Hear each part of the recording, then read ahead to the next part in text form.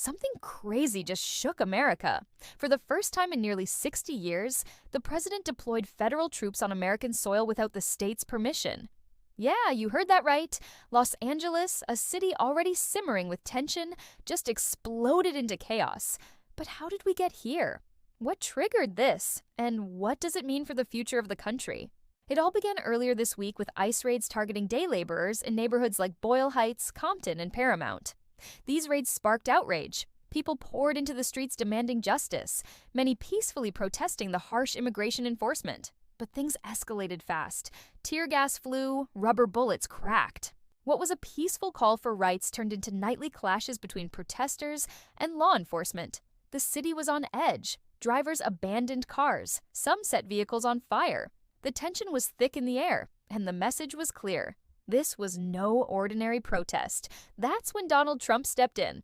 In an unprecedented move, he signed an order federalizing 2,000 California National Guard troops under Title X, sending them into Los Angeles, over the objections of Governor Gavin Newsom. Marines stationed at Camp Pendleton were also placed on high alert, ready to be deployed. Trump's administration bypassed state authority completely.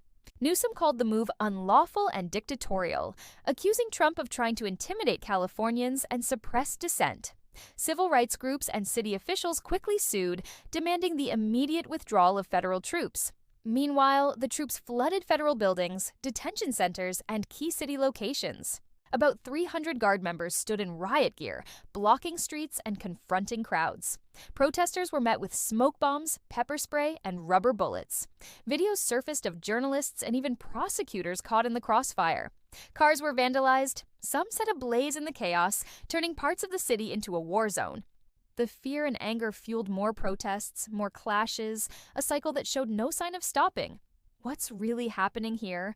This is more than just a protest or a raid. It's a constitutional crisis. A sitting president used military powers to override a state government's authority, something unseen since the 1960s. It raises huge questions. Who really controls America? The states or the federal government?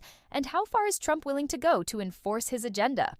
Supporters argue this is about law and order, protecting communities from crime and illegal immigration. Opponents say it's an authoritarian power grab, a dangerous precedent threatening democracy itself. You've got families fearing for their loved ones, activists vowing to fight on. On the other side, law enforcement and politicians claim chaos must be stopped by any means necessary.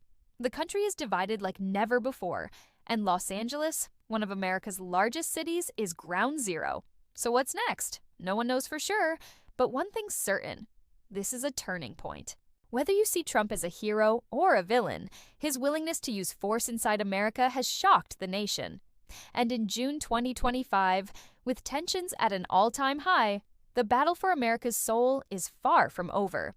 Stay tuned because this story is just heating up. This is just the beginning. Hit subscribe and stay locked in with 120.